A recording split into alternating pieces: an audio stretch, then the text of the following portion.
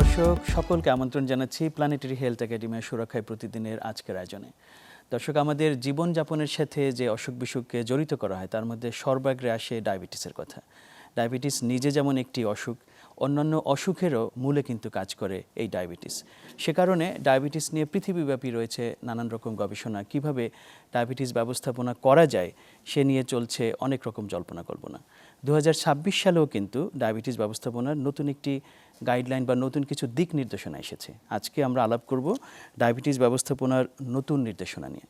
এ বিষয়ে কথা বলার জন্য দুজন বিশেষজ্ঞ আমাদের সাথে যুক্ত হচ্ছেন। আমাদের সাথে আছেন অধ্যাপক ডাক্তার ইন্দ্রজিৎ প্রসাদ, তিনি বিভাগীয় প্রধান ডায়াবেটিস, থাইরয়েড ও হরমোন রোগ বিভাগ, ঢাকা মেডিকেল কলেজ ও হসপিটাল।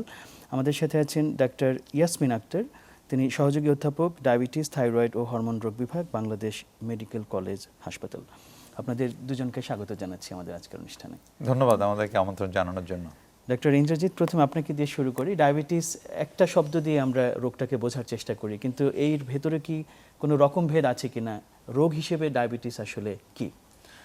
আসলে আমরা যদি সহজভাবে বলতে চাই, ডায়াবেটিস আসলে একটা রোগ না, এটা একটা সিনড্রোম আমরা বলি। কেমন এটা থাকে না যে গ্রুপ অফ কোম্পানিজ, আচ্ছা জি, একটা কোম্পানির আন্ডারে অনেক কিছু থাকে, কেমন সেরকম ডায়াবেটিস একটা কোম্পানি বলবো আমরা। কেমন এখানে যেটা হয় আসলে দুই রকমের জিনিস হয়। ইনসুলিন ঠিকমতো তৈরি হয় না, অথবা ইনসুলিন তৈরি হচ্ছে কিন্তু কাজ করতে পারছে না। আলটিমেটলি সুগার বাড়ে এবং এই সুগার প্রতিটা কোষের মধ্যে ঢুকে, ব্রেনের ভেতরে ঢুকে, চোখের ভেতরে ঢুকে, হার্টের ভেতরে ঢুকে, কিডনির ভেতরে ঢুকে, আমাদের যৌনাঙ্গের ভেতরে ঢুকে, পায়ের রক্তনালীর ভেতরে ঢুকে এই যন্ত্রপাতিগুলোর ক্ষতি করে। এই যে একটা সিস্টেম, সমন্বিত যে একটা ক্ষতি করার যে একটা কারখানা, এর নামই হচ্ছে আসলে ডায়াবেটিস। কিন্তু আমরা মোটা থেকে অনেক সময় টাইপ 2, টাইপ 1 এই শব্দগুলো শুনে থাকি। এই দুটোকে যদি একটু পার্থক্য করে দেন। অনেক ধন্যবাদ। আমরা এই দুটো শুনি। আসলে প্র্যাকটিক্যালি আমরা যে গাইডলাইন বাংলাদেশের জন্য তৈরি করেছি 2023-এর শেষের দিকে আমরা ন্যাশনাল গাইডলাইন তৈরি করে পাবলিশ করেছি, যেটা আমাদের সাধারণ জনগণও দেখতে পারে। আমাদের ডিজি অফিস, যেটা আর কি আমাদের স্বাস্থ্য অধিদপ্তরের ওয়েবসাইটে গিয়ে তারা ডায়াবেটিসের গাইডলাইন যেটা আমরা তৈরি করেছি, ন্যাশনাল গাইডলাইন, জাতীয় গাইডলাইন, সেখানে আপনারা দেখতে পারবেন যে 6 রকমের ডায়াবেটিসের কথা বলা আছে। Type 1 diabetes, type 2 diabetes, other specific type of diabetes, gestational diabetes এবং আনক্লাসিফাইড ডায়াবেটিস এবং হাইব্রিড ডায়াবেটিস, এই 6 রকমের। টাইপ 1, টাইপ 2 কথা যেটা বলছেন, টাইপ 1 হচ্ছে বেশিরভাগ শিশুদের হয়ে থাকে এবং এখানে যেটা হয়, বিটা সেল যেখান থেকে ইনসুলিন তৈরি হয় পুরোপুরি ডিস্ট্রয় হয়ে যায় এবং রোগী সম্পূর্ণভাবে সারা জীবনের জন্য ইনসুলিনের উপর নির্ভরশীল। টাইপ 1 তাকে ইনসুলিন দিতে হয়, টাইপ 1।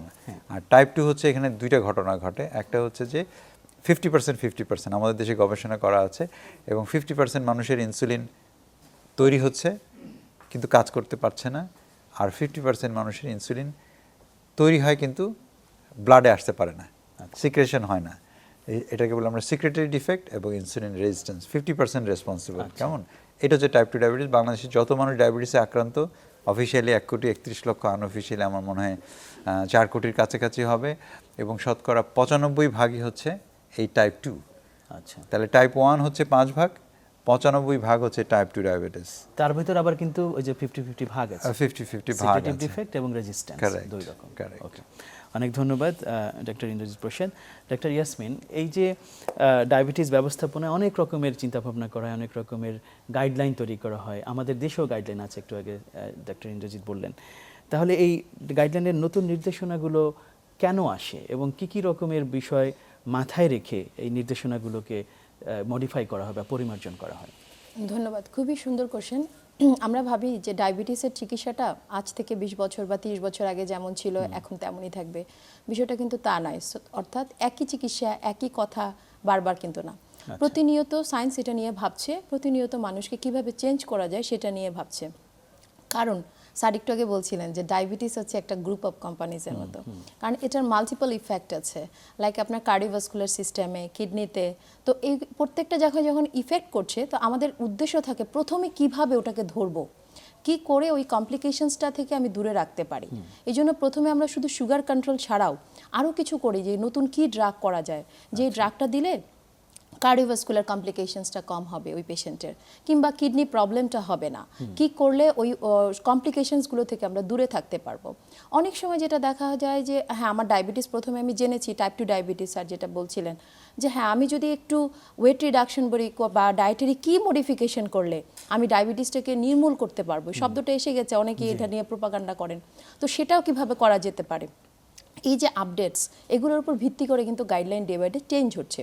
অন্যদিকে মানুষের, আমরা জানি যে ডায়াবেটিস রোগীদের ফলো আপ করাটা অনেক কঠিন হয়ে যায়, যে ডে বাই ডে সে গ্লুকোমিটারে সুগার মাপা প্লাস হচ্ছে কি ইনসুলিন অ্যাডমিনিস্ট্রেশন করা, এগুলো নিয়ে অনেক কষ্টদায়ক। তো ডে বাই ডে কিন্তু চেঞ্জ হচ্ছে, ইনসুলিনের প্যাটার্নও চেঞ্জ হয়েছে অনেকটাই, অনেক ধরনের ইনসুলিন এসছে, এবং মানুষের যাতে সহজ হয় তার নেওয়ার জন্য এগুলো মাথায় রেখে রিকমেন্ডেশন আসে। প্লাস শুধু তাই নয়, যে ইনসুলিনটা যে সে নিচ্ছে, এই ডেলিভারি সিস্টেমটা কিভাবে চেঞ্জ করা যায়, আগের সিরিঞ্জ এখনকার সিরিঞ্জ, পেন ডিভাইস, এখন ইনসুলিন পাম্প, এই যে পরিবর্তনগুলো এগুলো কিন্তু ডে বাই ডে চলে আসছে। প্লাস মনিটরিং করতে গিয়ে আমি যখন আগে যে মেশিন কীভাবে মাপতাম, আমরা আগে তো সিস্টেম ছিল ইউরিন দিয়ে, ওইখান থেকে যে চেঞ্জ হয়ে গ্লুকোমিটার আসলো, এখন চেঞ্জ হয়ে সিজিএম এর দিকে আসছে, অর্থাৎ কন্টিনিউয়াস গ্লুকোজ মনিটরিং সিস্টেম। তো এই যে আপডেটসগুলো, এগুলো কেন করা হচ্ছে, সেটা মানুষের বেনিফিটসের কথাই ভেবে, যে যাতে তাদেরকে সহজ হয় ডায়াবেটিস নিয়ে চলতে কিংবা ম্যানেজমেন্ট করতে। তাহলে এই সব কিছুকে একটা সমন্বয় করাটাই কিন্তু গাইডলাইনের একটা উদ্দেশ্য, সেটি একটা বিষয়। তাহলে এই ভিত্তিতে ডক্টর ইন্দ্রজিৎ আমরা এখন আসি যে 2026 সালে কিন্তু ডায়াবেটিসের এই ব্যবস্থাপনায় একটা নতুন রকমের বেশ কিছু পরিমার্জন এসেছে, এবং তার মধ্যে অন্যতম গুরুত্বপূর্ণ যেটা হাইলাইটেড হয়েছে সেটা যুক্তরাষ্ট্রে, যেটা আমেরিকান ডায়াবেটিক অ্যাসোসিয়েশন, যেটা এডিএ, সেখানে ওখানের নতুন প্রশাসন আসার পরে তারা কিন্তু একটা ক্যাম্পেইন শুরু করেছে, মেক আমেরিকা হেলদি অ্যাগেন, মাহা বলে তাকা। এবং তাদের যে স্বাস্থ্যমন্ত্রী কেনেডি সাহেব যিনি আছেন, তিনি কিন্তু এই ডায়াবেটিসের বিষয়টাকে খুব আলাদাভাবে গুরুত্ব দিয়েছেন, এবং সেখানকার ফুড পিরামিড উল্টা করা হয়েছে এরপর, এবং আমেরিকান ডায়াবেটিস অ্যাসোসিয়েশনে কিন্তু একটু নতুনভাবে নড়ে চড়ে বসেছে। তাহলে এডিএর এই যে নতুন পরিমার্জন, সেটা আসলে কি, কতখানি পরিবর্তন হয়েছে, অনেক পরিবর্তন নাকি আগের জিনিসকে কিছুটা তারা ধরে রেখেছে, কোন কোন জায়গায় মূল ধাক্কাটা এসেছে? জি, অনেক ধন্যবাদ। আসলে প্রথমে একটা জিনিস চিন্তা করতে হবে, ওইটা আমেরিকা, এটা বাংলাদেশ। ওইখানকার মানুষের জেনেটিক মেকআপ একরকমের, ওরা হচ্ছে যে ককেশিয়ানস, আর আমরা হচ্ছি বাংলাদেশি সাউথ ইস্ট এশিয়ান। আমাদের জেনেটিক মেকআপ এবং আমাদের সাপোজ হাইট, ওয়েট এবং ডিজিজের প্যাটার্ন ওয়েস্টার্ন থেকে কিন্তু অনেক আলাদা।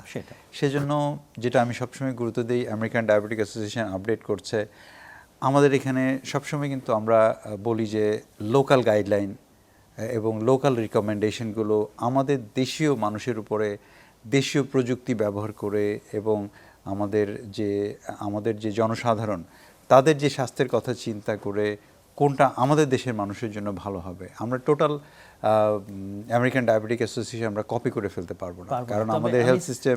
আমি একটুখানি ধরে দিই এই কারণে যে যেহেতু ইন্টারনেটের কল্যাণে এই জিনিসগুলো সহসা সামনে চলে আসে, এবং যেহেতু ওই দেশটাকে অনেক কিছুর ক্ষেত্রে একটা আদর্শ বলবো না, কিন্তু ফলো করা হয় অনেক, সেখানে মানুষ কিন্তু এটা নিয়ে প্রভাবিত হয়। না, অবশ্যই প্রভাবিত হবে, কিন্তু এটা আমাদের দায়িত্ব, সেটা হচ্ছে আমাদের দেশের মানুষের কল্যাণে, আমাদের দেশের যে জনসাধারণের কল্যাণে কোন অংশটুকু আমরা ইউজ করব, সেটা আমরা আমেরিকা যেরকম আছে, আমরা সব মানুষকে ইনসুলিন পাম্প দিয়ে দিলাম, একটা ইনসুলিনের পাম্পের দাম হচ্ছে 7.5 লক্ষ টাকা, ওইখানে ইন্স্যুরেন্স সিস্টেম সবাই পাচ্ছে। এখন বাংলাদেশের প্রান্তিক জনগণকে কি প্রত্যেকজনকে কি আপনি 7.5 লক্ষ টাকার পাম্প দিতে পারবেন? আমেরিকান গাইডলাইন কি এখানে চলবে না। লোকাল অ্যাডাপ্টেশন লোকাল অ্যাডাপ্টেশন আমাদের দরকার। তো সেজন্য আমরা আমাদের দেশীয় প্রযুক্তি ব্যবহার করে, আমাদের যে রিসোর্স সম্পদ আছে সেটার প্রয়োগ করে আমাদের দেশের মানুষের জন্য, মানুষের কল্যাণের জন্য যেটা সব থেকে দরকার, সেটা আমরা সবাই মিলে আলোচনা করে আমাদের দেশীয় এক ধরনের গাইডলাইন আমরা প্রয়োগ করব। সেটা আমরা গাইডলাইন আপডেট করব, আমাদের যেটা 2023-এর গাইডলাইন আমরা শেষের দিকে পাবলিশ করেছি, সেটাকে আমরা আরও আপডেট করব। কিন্তু মেইন যে ফোকাসগুলো আমি বলি যে সারা পৃথিবী জুড়েই যেটা আলোচনা হচ্ছে প্যাথোফিজিওলজি নিয়ে, সেগুলো আমরা আলাপ করব, এবং কিভাবে আমরা অর্গান প্রোটেকশন, আমাদের সহবক্তা বলছিলেন যেরকম যে অর্গান প্রোটেকশন কেমন, আগে যেরকম ছিল গ্লুকোসেন্ট্রিক, শুধু সুগারটা নামানোই ছিল আমাদের টার্গেট, কিন্তু এখন আমরা পৃথিবী জুড়ে কী চিন্তা করছি যে একটা মানুষকে কিভাবে দীর্ঘজীবী করা যায়, একটা মানুষকে কিভাবে দীর্ঘমেয়াদী রোগ মুক্ত রাখা যায়, কিভাবে তার কিডনি, হার্ট, লাংস এগুলো কিভাবে প্রোটেকশন দিব। আগে যেরকম ছিল যে শুধু সুগারটাকে নামিয়ে দাও, গ্লুকোজ সেন্ট্রিক, গ্লুকোজকে সেন্টার করে, কিন্তু এখন হচ্ছে হলিস্টিক, মানে পুরো মানুষটাকে কিভাবে আমরা ভালো রাখবো, কিভাবে তাকে আমরা নিরোগ রাখবো সেটা চিন্তা করে। তাহলে আপনারা দেখেন যেটা হচ্ছে যে আগে যে মেডিসিনগুলো ছিল শুধুমাত্র টার্গেট ছিল যে আমরা সুগারটাকে নামাবো, কিন্তু এখন হচ্ছে মেডিসিনগুলো এমনভাবে ডিজাইন করা হয়েছে যেটাতে আমরা কিভাবে তার, যেমন হচ্ছে যে একটা ওষুধের নাম বলি আমরা SGLT2 ইনহিবিটর, কেমন এটা নির্দিষ্ট কোনো ওষুধের নাম না, এটা গ্রুপ। তো সেটা দিয়ে আমরা কিন্তু 34% পেশেন্টের হার্ট অ্যাটাক প্রিভেন্ট করতে পারছি, in addition to diabetes control. আমরা কিন্তু কিডনির প্রোটেকশন দিতে পারছি যে 2-3 বছর কিডনির আয়ু বেড়ে যাচ্ছে, তার কিডনিতে প্রোটিন এক্সক্রিশন কমে যাচ্ছে, কেমন তার ফ্যাটি লিভার কমে যাচ্ছে, কেমন এই ধরনের ইয়ে করে আমাদের কিন্তু লংজিভিটি বাড়ছে। তারপরে GLP-1 রিসেপ্টর অ্যাগনিস্ট এক ধরনের মেডিকেশন আছে যেগুলো দিয়ে আমরা ডায়াবেটিস কন্ট্রোলের পাশাপাশি মানুষের হার্ট অ্যাটাক প্রিভেন্ট করতে পারছি, আমরা কিডনি ফেলিয়ার প্রিভেন্ট করতে পারছি, আমরা সেক্সুয়াল ডিসফাংশন প্রিভেন্ট করতে পারছি, আমরা ফ্যাটি লিভার ডিজিজ কিওর করতে পারছি। এটাও কিন্তু রিকমেন্ডেশন চলে এসছে। সো এই ধরনের যে স্পেশাল যে মেডিসিনগুলো আছে, কেমন লাইফস্টাইল এবং অন্যান্য পাশাপাশি, সেগুলো কিন্তু আমাদের বাংলাদেশেও কিন্তু এখন অ্যাভেলেবল হয়ে গেছে। তো আমাদের দেশটা এমন চমৎকার একটা জায়গা যেটা কিন্তু ডায়াবেটিস চিকিৎসায় কিন্তু অনেক এগিয়ে আমি বলবো।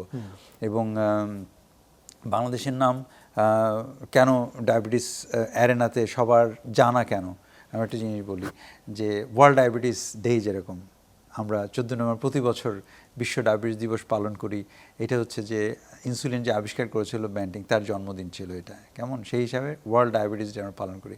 সেটার কিন্তু প্রপোজাল বাংলাদেশ থেকে দেওয়া হয়েছিল, সেটার প্রপোজাল বাংলাদেশ থেকে দেওয়া হয়েছিল। এবং পৃথিবীর যে দেশ প্রথম অরিজিনাল ইনসুলিন ইনকর্পোরেট করেছে ইউরোপের পরে, সেটা হচ্ছে বাংলাদেশ। এবং বাংলাদেশের মডেল যে ডায়াবেটিস কেয়ারের মডেল সারা বিশ্ব জুড়ে কিন্তু ফলো করা হয়। ডায়াবেটিস কেয়ারের মডেল কেমন, সেটা কিন্তু আমাদের দেশীয় ডায়াবেটিক অ্যাসোসিয়েশন থেকে যেরকমভাবে আমরা প্রপোজ করেছি, সেটা কিন্তু বিশ্বের বহু দেশে ফলো করা হয়। সুতরাং ডায়াবেটিস চিকিৎসায় বাংলাদেশ কিন্তু একটা রোল মডেল। এবং আমাদের যে অ্যাপ্রোচ, আমাদের যে স্ট্র্যাটেজি, সেটা কিন্তু অনেক দেশই এখন অ্যাডপ্ট করার চেষ্টা করছে। তো সেই ধারাবাহিকতায় আমরা বলবো যে আমাদের দেশের মানুষের জন্য, আমাদের দেশের কল্যাণের জন্য বহু বছর থেকে আমরা চেষ্টা করছি। এবং আমাদের দেশের মানুষের কিন্তু ডায়াবেটিক কেয়ার কিন্তু অনেক ভালো হয়েছে আগে থেকে, এবং সচেতনতা অনেক বেড়েছে। আপনি এখন গ্রামে একজন কৃষককে জিজ্ঞেস করেন, আজকে একজন ঢাকা শহরে একজন রিক্সাওয়ালাকে জিজ্ঞেস করেন, আপনি একজন শ্রমিক ভাইকে জিজ্ঞেস করেন, একজন প্রবাসীকে জিজ্ঞেস করেন, তারা কিন্তু এই মিডিয়ার কল্যাণে বলেন, তারা কিন্তু প্রিন্ট মিডিয়া, ইলেকট্রনিক মিডিয়ার কল্যাণে বলেন, আমাদের সরকারি বেসরকারি প্রচারণার জন্য বলেন, সবাই কিন্তু ডায়াবেটিসের নাম জানে এবং ডায়াবেটিসের প্রকারভেদও জানে অনেকে। আপনি জিজ্ঞেস করে দেখেন, আপনি কিন্তু একটা অনেক বড় একটা সাড়া কিন্তু পড়েছে বাংলাদেশে। এবং সেজন্য কিন্তু ধীরে ধীরে বাংলাদেশের মানুষের স্বাস্থ্যসেবার মান সামনে আরও উন্নত হবে। আমরা খুবই আশাবাদী বাংলাদেশের স্বাস্থ্যসেবার মান। আমরা জানি যে বাংলাদেশের যে প্ল্যান করা হচ্ছে যে বাংলাদেশের স্বাস্থ্যসেবাটাকে ঢেলে সাজানো হবে, আমরা খুবই আশাবাদী যে আগামীতে বাংলাদেশের স্বাস্থ্যসেবাকে, স্পেশালি ডায়াবেটিসের স্বাস্থ্যসেবাকে আমরা অনেক উঁচু একটা স্থানে নিয়ে যেতে পারবো। এই ব্যাপারে আমরা আশাবাদী। এটি একটা ভালো গুরুত্বপূর্ণ বিষয়। আমি ছোট করে একটু বলে রাখতে পারি, যেমন এখন যেই ধারণাটা বিশ্বব্যাপী জনপ্রিয় হয়েছে, বাংলাদেশেও কিন্তু দেখলাম যে নতুন সরকার বলছে যে আমরা কিউরেটিভ কেয়ারের তুলনায় আমরা প্রিভেন্টিভ কেয়ার, যেটা যে রোগটা যাতে না হয় বা কম হয়, সেই দিকটাতে আমরা বেশি গুরুত্ব দিতে চাইবো। সরকার আশা করি আপনাদের বিভিন্ন যে কর্মকাণ্ড আছে এবং যে অ্যাক্টিভিজমের কথা বললেন, সেখানে এগুলো আসবে ভবিষ্যতে। ডক্টর ইয়াসমিন আক্তার, এই যে নতুন যে গাইডলাইন বা নতুন যে পরিমার্জন, সেখানে জীবনযাপনের যে পরিমার্জন, সেটা নিয়েও কিন্তু কিছু নতুন ধারণা এসেছে। আমরা ওটা একটু শুনতে চাই যে সেখানে একটা তো প্রযুক্তির কথা বলা হয়েছে, ইনসুলিন কীভাবে দেবে, কাকে দেবে, সেটা এক ধরনের বিষয়, কিন্তু তিনি কতখানি এক্সারসাইজ করবেন, তার ওয়েট যেটা, তার ওজন যেটা, সেটা কতখানি কমালে তিনি আসলে ডায়াবেটিস মুক্ত হতে পারেন, সম্ভাবনা বেড়ে যায়, এই বিষয়গুলো কিন্তু বেশ বিশদভাবে এসেছে। ডায়েটের কথাও এসেছে, এ সম্বন্ধে যদি একটুখানি বলেন। ধন্যবাদ। আমরা ডায়াবেটিস যখন ম্যানেজ করি তখন কিন্তু সবসময় আমরা একটা জিনিস প্রায়োরিটি দিই, সেটা এনি স্টেজ অফ ডায়াবেটিস, সেটা হচ্ছে ডায়েটারি মডিফিকেশন, অর্থাৎ লাইফস্টাইলটাকে আমরা, একটা মানুষ ইনসুলিনে নিক কিংবা ট্যাবলেটে নিক, সে প্রতি স্তরে এটার কিন্তু গুরুত্ব আছে। তো সেক্ষেত্রে ডায়েটারি মডিফিকেশনের ক্ষেত্রে এখানেও বলা হয়েছে যে সবার ক্ষেত্রে যদি দেখা যায় যে না, ওভারওয়েট আছে অ্যাটলিস্ট 5 to 7% তো রিডাকশন সবার জন্যই, কিন্তু কোনো মানুষ যদি অ্যাটলিস্ট 15% পর্যন্ত 10 to 15% পর্যন্ত ওয়েট রিডাকশন করতে পারে তাহলে ডায়াবেটিস রিমিশনে যেতে পারে। এই প্রশ্নটা নিয়ে অনেকে ভাবে, যে বলছিলাম যে একটু আগে প্রোপাগান্ডা, যে ডায়াবেটিস কিন্তু নির্মূল হয়ে যায়। আমাদেরও অনেক পেশেন্ট আছে যে আমরা যাদেরকে ট্রিটমেন্ট দিয়েছি, হয়তো এমন হয়েছে ইনসুলিন দিয়ে শুরু করেছি, কিন্তু গুড ডায়েট মডিফিকেশন, তাদের হাঁটা চলার ফলো করানোর, তাদের দেখা যায় আলটিমেটলি আর কিছুই লাগছে না, তারা একটা সম্পূর্ণ ওষুধও ফ্রি সময়ের সাথে।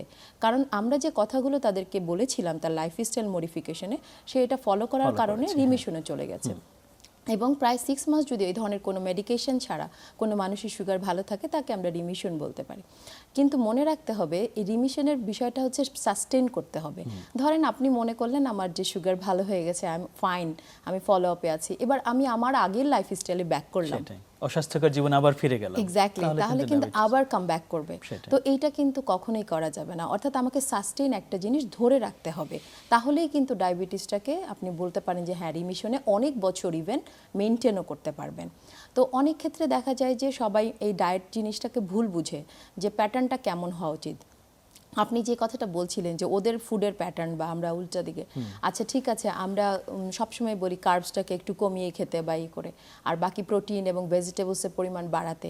বাট আমি বা আমরা যেটা দেখি এন্ডোক্রাইনোলজিস্টরা যখন ম্যানেজ করি ডায়াবেটিস, সোশ্যাল স্ট্যাটাস কিন্তু এরকম না আসলে। হ্যাঁ, যতটা সহজে আমরা এই কথাটা বলছি, খুব সহজে মানুষ এটাতে কনভিন্স হয় না, এবং তারা মানতেও পারেন অনেক সময়, কারণ তাদের সামর্থ্যেরও বাইরে থাকে। এক্স্যাক্টলি, আপনি যদি বলেন যে প্রচুর সবজি খেতে হবে এবং প্রচুর প্রোটিনের পরিমাণ বাড়াতে হবে, বাংলাদেশের যে সিনারিও এবং যে পরিমাণ মানুষ ডায়াবেটিসের যে স্ট্যাটাসে আক্রান্ত, তাদের কিন্তু যদি আপনি এটা ফলো করতে পারেন, মেজরিটি পারবে না।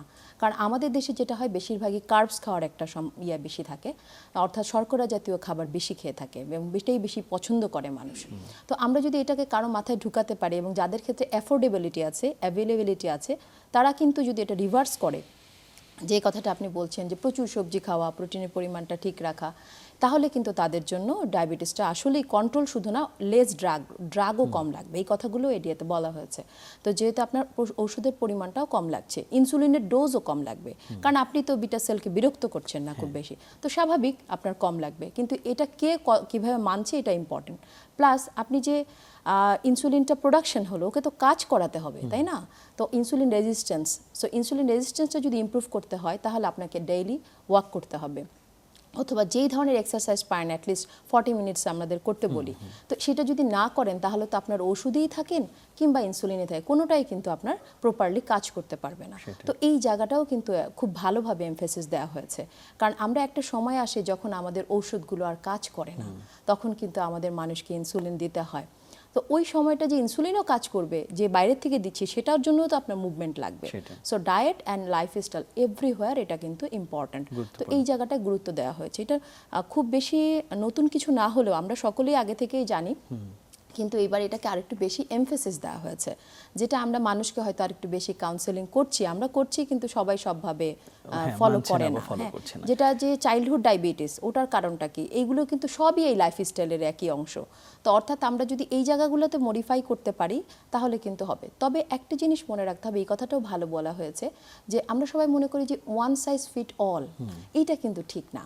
আসলে একটা জিনিস, যেমন আপনার একটা জুতা সবার পায়ে লাগবে না, তাই না? তো ঠিক তেমনি ডায়েট কিন্তু আপনার সবার জন্য একই রকম না। একটা পেশেন্টের হয়তো কিডনি প্রবলেম আছে, একজনের বিএমআই একরকম, তার টার্গেট একরকম। তো আপনি যদি সবাইকে একই প্যাটার্নের খাবার খেতে বলেন, একই রকম হাঁটতে বলেন, তাহলে কিন্তু এটা ইফেক্টিভ হবে না। এই জায়গাটাও বুঝতে হবে যে অবশ্যই এটা সুপারভাইজড হতে হবে এবং ফলো করতে হবে যে কার জন্য কোন যে ডায়েটটা প্যাটার্নটা কোনটা হওয়া উচিত, তাহলে ইফেক্টিভ হয়, না হলে কিন্তু এটা অনেক ফেলিওর হওয়ার সম্ভাবনা। তাহলে বোঝা যাচ্ছে যে পেশেন্ট সেন্ট্রিক, অর্থাৎ যাকে আমি ট্রিট করছি তারকে কেন্দ্র করে আসলে আমার এই টার্মটাই বারবার বলা হয়েছে, পেশেন্ট সেন্ট্রিক। সেটাই। অনেক ধন্যবাদ ডক্টর ইয়াসমিন আক্তার। আমরা বেশ খানিকটা ধারণা নিয়ে ফেললাম যে নতুন গাইডলাইনে কি বিষয়টা এসেছে। আমাদের বাংলাদেশের প্রেক্ষিতে যদি একটু আসি ডক্টর ইন্দ্রজিৎ, যে আমাদের এখানে আপনারা বলছেন যে নিজস্ব গবেষণায় কিন্তু আমাদের কিছু প্যাটার্ন বের হয়ে আসে, তাহলে এই যে নতুন বা আমাদের দেশের প্রেক্ষিতে যে জিনিসগুলো একটি ইউনিক থাকে বা একটি স্বকীয়তা থাকে, সেগুলো ধরে ধরে যদি আমরা একটু আগাতে চাই আমাদের দেশে, তাহলে এখন তো একটু নতুন করে সবাই ভাবছে, কি পরামর্শ থাকবে আপনার? অনেক ধন্যবাদ আপনার প্রশ্ন এবং ডক্টর ইয়াসমিনের কথা ধারাবাহিকতায় আমরা যেটা বলতে চাই যে আমাদের একটা গবেষণা আছে যেখানে দেখা গেছে যে বাংলাদেশের মানুষ অন অ্যান অ্যাভারেজ সেটা গ্রামে হোক এবং শহরে হোক 88% আমরা কার্বোহাইড্রেট খাই আচ্ছা 100%-এর মধ্যে কেমন কিন্তু যেটা রিকমেন্ডেশন সেটা হচ্ছে যে শতকরা 50% যদি কার্বোহাইড্রেট হয় আমাদের কেমন কিন্তু অনেকে ওভার এনথুসিয়াস্টিক করে 10% কার্বোহাইড্রেট নিয়ে আসা কিন্তু দিস ইজ ভেরি ব্যাড এটা মানুষের অনেক ক্ষতি হয় কেমন কিন্তু এত কার্বোহাইড্রেট কমানো উচিত না যেটাতে মানুষের শরীরে নানা রকম অঙ্গ প্রত্যঙ্গের ক্ষতি হয় 50% কার্বোহাইড্রেট এটা হচ্ছে যে সব থেকে ভালো স্ট্র্যাটেজি সেই হিসেবে আমরা সহজ অত হিসাব না করে সহজ আমি যদি আমার সাধারণ জনগণের যদি আমি বুঝাই সেটা হচ্ছে একটা প্লেট মেথড বলে আমরা কেমন আপনি দেখবেন পুরো প্লেটটার মধ্যে দেখবেন পুরোটাই অলমোস্ট ভাত অথবা রুটি দিয়ে ভরা এক কোণা দিয়ে একটু সবজি এক কোণা দিয়ে একটু মাংস কেমন কিন্তু আইডিয়ালটা কি আইডিয়াল হচ্ছে একটা প্লেটকে আপনি 4 ভাগে ভাগ করবেন এটা খুব সহজে বোঝার জন্য কেমন অত হিসাব দাঁড়িপাল্লার দরকার নাই তো একটা প্লেটকে 4 ভাগের ভাগ করবেন অর্ধেক হচ্ছে আমার সবজি থাকবে নন স্টার্চ ভেজিটেবল 4 ভাগের 1 ভাগ ভাত রুটি থাকবে 4 ভাগের 1 ভাগ মাছ মাংস থাকবে কেমন তাহলে কিন্তু এই যে আমরা যে আইডিয়াল ডায়েট বলছি কেমন dash style diet Mediterranean diet ideal plate কেমন আমরা যেটা বলছি সেটা কিন্তু হয়ে যাবে খুব সহজ মাপযোগ করার দরকার নেই প্লেটকে 4 ভাগে ভাগ করেন অর্ধেক শাকসবজি দিয়ে ভরেন 4 ভাগের 1 ভাগ ভাত 4 ভাগে 1 ভাগ মাছ মাংস কেমন এইটা যদি হয় তাহলে কিন্তু আমাদের দেশীয় স্টাইলে বললাম আমি যে কীভাবে আপনি ম্যানেজ করবেন এটা তারপর আসেন যে আমাদের দেশীয় যে ব্যাপারগুলো আছে সেখানে হচ্ছে যে আমাদের বেসিক যে ড্রাগ আমরা সব থেকে সহজে যেটা এবং সব থেকে কম খরচে যে মেডিকেশন আমরা অ্যাভেল করতে পারি সেটার নাম হচ্ছে মেটফর্মিন কারো যদি কোনো কন্ট্রাইন্ডিকেশন জটিলতা না থাকে the first drug should be যদিও আমেরিকান ডায়াবেটিক অ্যাসোসিয়েশন বলতেছে যে first drug should be SGLT2 inhibitor first drug should be GLP-1 receptor সেগুলো অনেক এক্সপেন্সিভ কিন্তু আমাদের দেশের গাইডলাইন আমরা সবসময় এনকারেজ করি metformin this is a 60 years old drug 60 বছরের পুরনো ড্রাগ এটার this is a old friend এটা অনেক পুরনো বন্ধু সবকিছু জানা এর ভালো খারাপ দিক 60 বছর থেকে আমরা এটা নিয়ে গবেষণা করছি so this is the cheapest drug এবং আমাদের দেশের মানুষের জন্য অত্যন্ত ভালো ড্রাগ মেটফর্মিন শুধু যে ডায়াবেটিস কন্ট্রোল করে তা না মেটফর্মিন কিন্তু আমাদের ক্যান্সার প্রিভেন্ট করে colon cancer breast cancer liver cancer prevent করে মেটফর্মিন হার্টের জন্য বেনিফিট আছে মেটফর্মিন খেলে কেমন এই ড্রাগটা সম্পর্কে কম দাম হওয়াতে অনেকের এটা সম্পর্কে একটা ভুল ধারণা আছে যে এটা মনে হয় গরিব মানুষের ওষুধ অথবা এটা মনে হয় খুব ভালো ওষুধ না পুরনো ওষুধ কিন্তু this is the best medicine আমাদের দেশের পার্সপেক্টিভে যদিও আমেরিকা বলছে যে SGLT2 ইনহিবিটর GLP-1 রিসেপ্টর 1 নম্বর কিন্তু আমি বলবো আমার দেশের মানুষের জন্য মেটফর্মিন ইজ দ্য বেস্ট আমার যদি ডায়াবেটিস হয় আমি 1 নম্বর মেটফর্মিন নিব কোনো সন্দেহ নাই কেমন তাইলে দেখেন আমরা কিভাবে চেঞ্জ হয়ে আসতেছি আমেরিকা থেকে বাংলাদেশ ঠিক আছে সো খাবারের ব্যাপারে আমরা বললাম প্লেট মেথড হাঁটাহাঁটির ব্যাপারে আমরা সবসময় বলবো যে প্রতিদিন আপনি আধা ঘন্টা করে হাঁটেন সপ্তাহে 5 দিন যদি হাঁটেন তাহলে হয়ে যাবে আপনি রাস্তায় বের হন জিজ্ঞেস করবেন যে আপনি হাঁটছেন কেন কী হয়েছে সবাই বলবে যে আমি ডায়াবেটিস হয়েছে সেজন্য কন্ট্রোলের জন্য হাঁটছি খুব কম মানুষ পাবেন যে আমার ডায়াবেটিস প্রতিরোধের জন্য হাঁটছে আমাদের ক্যাম্পেইনটা এরকমভাবে করা উচিত যে ডায়াবেটিস প্রতিরোধযোগ্য ডায়াবেটিস 84% ডায়াবেটিস একজনের ডায়াবেটিস হওয়ারই কথা বাবা মা সবার ডায়াবেটিস আছে রিস্ক ফ্যাক্টর আছে তার 100% মানুষের ডায়াবেটিস হওয়ার কথা কিন্তু আপনি যদি হাঁটেন আপনি যদি এই প্লেট মেথড ইউজ করেন তাহলে 100 জনের মধ্যে 84 জনের ডায়াবেটিস হবে না এটাই আমাদের এই যে আমাদের প্ল্যান কেমন যে 100 জন ডায়াবেটিস আমরা তো এত মানুষের এফোর্ড করতে পারবো না সেজন্য প্রিভেনশন হচ্ছে আমাদের 1 নম্বর স্ট্র্যাটেজি অনেক বড় বড় ওষুধ অনেক বড় বড় হার্টের সার্জারির জায়গা অনেক বড় বড় চোখের ইঞ্জেকশনের জায়গা অনেক বড় বড় বাইপাসের জায়গা অনেক বড় বড় ট্রান্সপ্লান্টেশন অনেক বড় বড় ডায়ালাইসিস সেন্টার না খুলে আমরা যদি এইখানে ইনভেস্ট করি প্রতিরোধে তাইলে 100 জনের মধ্যে 84 জনের ডায়াবেটিস আমরা প্রতিরোধ করতে পারবো সেটাই না আমার দেশের জন্য দরকার সেটাই আমরা তো এত খরচ করতে পারবো না সো আপনি যেটা বলছেন আমরা মনে করি যে আমেরিকাতে অনেক গবেষণা হচ্ছে তারা নতুন নতুন গাইডলাইন তৈরি করছে আমাদের দেশেও লোকাল গবেষণা হচ্ছে অনেক এবং আমরাও কিন্তু আমাদের দেশের স্ট্র্যাটেজি হিসাবে আমরা কিন্তু নতুনভাবে চিন্তা করছি যে আমাদের দেশের মানুষকে কীভাবে আমরা সুরক্ষা দিব এবং আমরা কিন্তু সব কিছুই ক্ল্যারিফাই করছি নতুন আপডেটগুলো নতুন মেডিকেশনগুলো নতুন স্ট্র্যাটেজিগুলো আমরা আত্মস্থ করে আমার দেশের মানুষের জন্য আমরা নতুন করে ভাবতে চাই অনেক ধন্যবাদ ডক্টর ইন্দ্রজিৎ ডক্টর ইয়াসমিন আক্তার কৃতজ্ঞতা জানাচ্ছি নতুন এই বিষয়গুলো আজকে আপনাদের কাছে পেয়ে আমরা আমাদের জনসাধারণকে জানাতে পারলাম আবার দেখা হবে আপনাদের সাথে আপনাকে ধন্যবাদ চ্যানেল 24-কে ধন্যবাদ এবং দর্শক যারা শুনছেন সবাইকে শুভেচ্ছা। ধন্যবাদ। দর্শক, শেষ করছি সুরক্ষায় প্রতিদিনের আজকের আয়োজন। আমাদের যে গবেষণা, বৈজ্ঞানিক যেসব অগ্রগতি, তার হাত ধরে আমরা নতুন নতুন তথ্য জানি, নতুন নতুন প্রযুক্তি আমাদের হাতে আসে এবং সেই তথ্য প্রযুক্তিগুলো কিন্তু আমাদের এই রোগের ব্যবস্থাপনায় যুক্ত হয়ে যায়। আমাদের যেই প্রচলিত যে গাইডলাইন, সেখানে পরিমার্জন আসে এবং সেরকমই একটি বিষয় ডায়াবেটিসের ক্ষেত্রে হয়েছে। তবে আমরা যেটা আমাদের আজকের দুজন বিশেষজ্ঞের কাছ থেকে শুনলাম, মূল যে বিষয়গুলো সেগুলো কিন্তু কাছাকাছি আছে। আমাদের জীবনযাপনে যদি আমরা স্বাস্থ্যকর বিধিগুলো মেনে চলি, খাবার দাবার এবং আমাদের হাঁটা চলার ক্ষেত্রে, তাহলে কিন্তু আমাদের এই ডায়াবেটিসের যে হওয়ার যে প্রবণতা, সেটি কিন্তু আমরা ঠেকিয়ে রাখতে পারবো। আশা করি সকলে এ বিষয়ে সচেতন হবেন, সে আহ্বান রেখে আজকের মতো শেষ করছি আয়োজন।